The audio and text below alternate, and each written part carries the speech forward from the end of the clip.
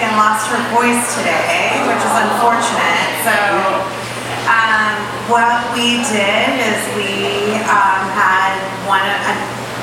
we're having Mel step in and tell the story. Mel, if you don't know, which I don't know who doesn't, is the president of the Fisterhood. By day, she is a financial advisor. By night, she hands microphones to folks in Tucson and encourages them to speak their truths to power. She is mostly feral, that's true, and fully in her honey badgers era. Please give a warm welcome to very talented Mel.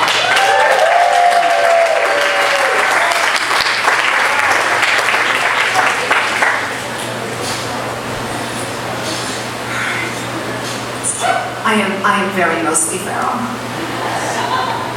All right. I have just turned 20 years old, and I receive a scholarship to study dance abroad in Israel. Now, okay, have to remember this is the late 90s, it was a very different time, but I feel compelled to say a few things at the top of this, just so you have an idea of who your narrator is for the rest of this story, because of where the action takes place. So, 1. Fuck far-right nationalist politics and their politicians in every iteration. And 2, I have hated Benjamin Netanyahu since about 1995. So, yeah, reasons. So, if anybody out there has some spicy feelings towards him, perhaps in the past 10 years or so, you're a little late to the party, at least here, but it's lovely to have you, and welcome aboard. So, yes, just felt compelled to get that out of the way, and now, here we go. So, just get a scholarship to study dance abroad in Israel. Unfortunately, I have just blown my leg out in dance class months leading up to the departure. And although I can walk again, deep down I know I cannot dance anymore, and I am being told I may never be able to dance again. Now, this is a very harsh reality I am in no way prepared to be facing. I had offers in 2 international companies, and my life completely mapped out. So denial is setting in. When the scholarship money ran out, it was very much my intention to stay in Israel and just not go home for as long as I possibly could, in a rather stunning display in the very best of 20-year-old impulse control, very poor planning, and complete and total denial. In essence, I ran away from home. Not having any more funding meant I had to find a job, which was problematic because 1, I'm living in a hostel and I am not legal to work in a foreign country. But hostels back then had this really great underground networking system, so I was able to find odd jobs jumping on construction crews overnight and then working in a restaurant during the day as a waitress and on-foot delivery girl. Working in the restaurant was kind of funny because I spoke little to no Hebrew, and the kitchen staff, comprised exclusively of Russians, spoke no English. It should go without saying at this point, I also spoke no Russian. There was a lot of hand gestures and very confused mixed up orders. What was even more entertaining at this time is that I had just been a server for the past year, which naturally meant I am completely indoctrinated by American notions of customer service. Now, for anybody who has been to the Middle East, you have probably learned that customer service doesn't really exist there, at least not in the way that we would be accustomed to. There is no concept of the customer is always right. contrived pleasantries do not exist. This means I was very much an anomaly at the restaurant. The mere fact that I would ask people if I could get them anything would make people stop chewing and look up at me like I had some kind of mental illness. Now, despite me learning the basic tenets of this new restaurant culture, which is just short of you eat your food and you shut your face, I refuse to let go of my United States notions of customer service training, and I turned my over-attentiveness into like a little bit of a gimmick. The guys from the embassies, which were just down the street, would come into the restaurant for the express purpose of making fun of me and to tell me that I was doing too much. But after a certain point, I was just like, okay, you think you can tell an American service industry worker to not cater to your every whim? I don't think so, buddy. You're in my house now. It's on. Huh? Yeah. I just asked you how your food was tasting. Yeah, that's right. Oh, and now I'm gonna refill your beverage, and it's only halfway empty. Yeah, that's right, embassy dudes. You grab the bowl, you're gonna get the horns. Yeah. Oh, what's that? You haven't even asked for your check to be delivered in a timely fashion? Well, it's been brought in. This was not just about the mini culture war and staging of a pure rebellion and one-upsmanship. I think I needed to hang on to something from home because this was my first time ever living abroad and out of the country. This made it especially fun when I would do the deliveries because most people were uncomfortable enough when being attended to in a restaurant. But they came there willingly. You signed up for this. You can only imagine what reactions were like when I would go and I would inflict myself upon an unwilling public in their place of business. So one day, I get sent a few blocks away to make a delivery, and I arrive to discover that it's a massage therapy office run by a group of Russian women. And I get even more excited because I grew up in the bodywork industry. That is like my family business. And it's just nice to see that kind of entrepreneurship, especially by women. I put the food down and I stare at the licenses on the wall and I smile and nod in admiration. I ask the woman who took the food how much they charge per hour. And she looks at me and she goes, "For you?" "Yes, me." She says, "You will have to ask her." And she points to this woman in the back. So I march down the hall and I introduce myself, and right there she already thinks that I'm insane. And I ask, "How much do you charge per hour?" She looks at me. She goes, "For you?" "Yes, for me." She says, 120 shekel, which is about the equivalent of $40 US. And I said, "Great, thank you." And I smile and exit cheerily as I wave goodbye to the horrified, confused faces before me, which I was very used to at that time, and made my way back to the restaurant.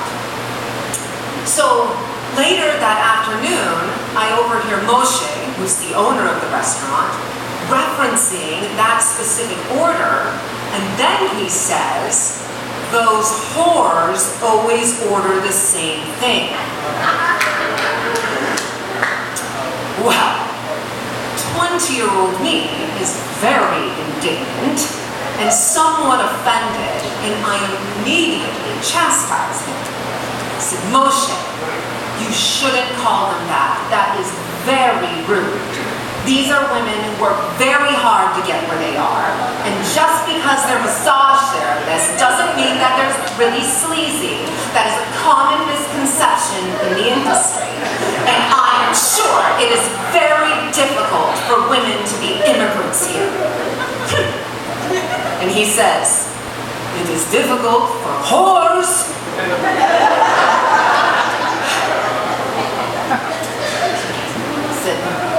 Moshe. Now, have to understand, I was a young woman working illegally in a foreign country, which means I was literally spit on, promised wages I only saw half of, verbally berated, and sexually harassed pretty much on a daily basis. It is pretty amazing what you are willing to tolerate when survival is on the line. Because living that lifestyle means if you don't work that day, you don't eat that night. Moshe was actually really lovely, and that restaurant was the best gig that I had. But this one had gone too far. This one was for the industry that I grew up in. This one was for the sisterhood. And I puffed out my chest, imbued with all of the unearned confidence of a newly minted 20-year-old, fresh off the heels of sociology of women and gender studies courses. Yes, and I gave a rousing speech about systemic misogyny, women in business, and immigrant rights. Now, maybe some of you have given that same speech. But this is a college town, Tucson, so I know you've heard it before. Indeed. And when I was done, Moshe turned and he screamed at me, "But they are prostitutes!" I said, "They are not prostitutes, they are massage therapists." And I thought really hard about the conversation that I had with them. How confused they were when I inquired about their hourly rate. How they directed me to a very specific woman who was also rather surprised that I was making the inquiry. And then there was the very shocked look on their faces as I was exiting when I said, "I'm so glad y'all are in the neighborhood. My family and I do this back home." Yep, I said that. And once I told Moshe what I had said on exiting, and once he was able to stop laughing, and then of course he ran into the kitchen and translated it into Russian.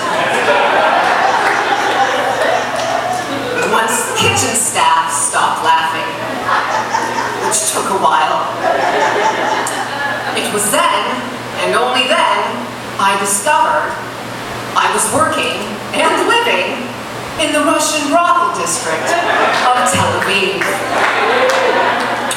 It was an important piece of information I'd somehow managed to overlook. It did pull a lot of my daily interactions into rather sharp perspective. And I no longer felt bad about always screwing up the order of these two Russian guys that came in, because they were pimps, and fuck you.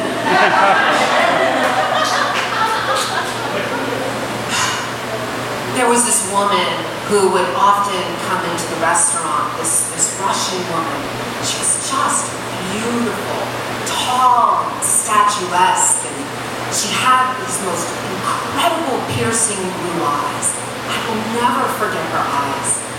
She, of course, spoke no English, and I, of course, spoke no Hebrew or Russian, but that didn't stop little Miss American customer service. I would, of course, gesture if she needed anything and run into the kitchen and ask the cooks how to ask if I could get her anything in what I'm sure was horrifically butchered Russian. But like everybody else, she would just stare and wave me off.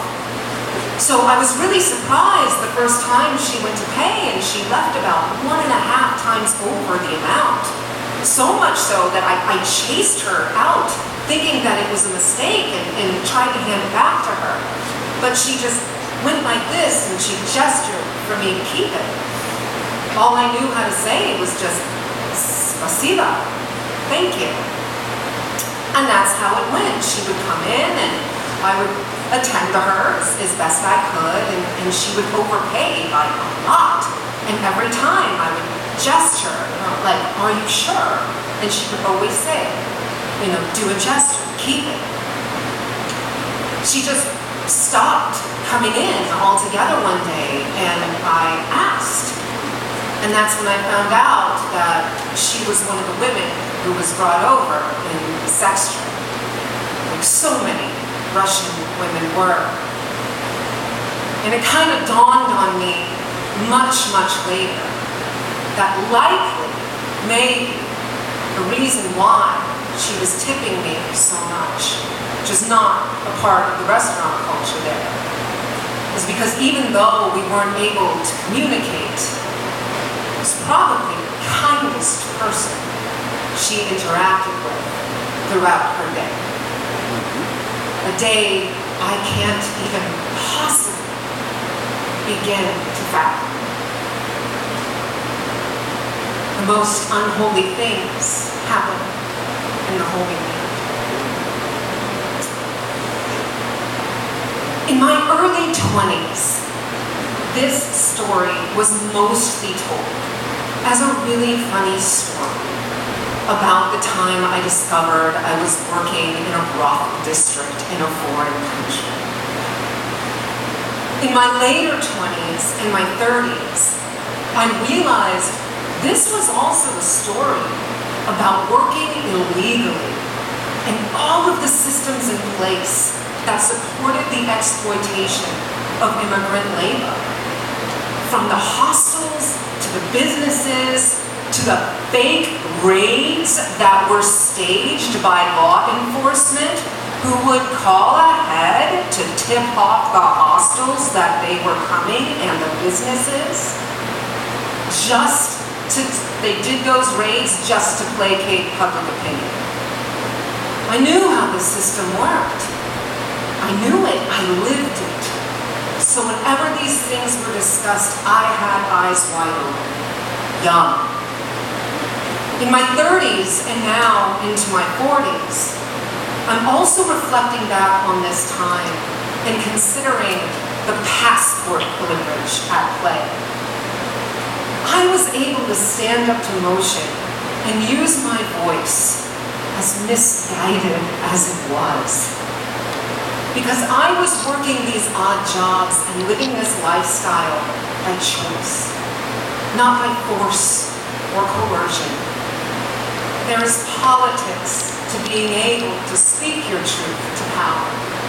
Because deep down I knew at any time a call could be made and I could get on a plane the next day and come home where safety and a university education was waiting for me, that I was moving around with at the time I knew would have killed for. And eventually, it's exactly what happened. My very odd job continues to teach me a great many things 20 some odd years later. I'm excited to learn what future lessons it has in store in the decades to come. Thank you.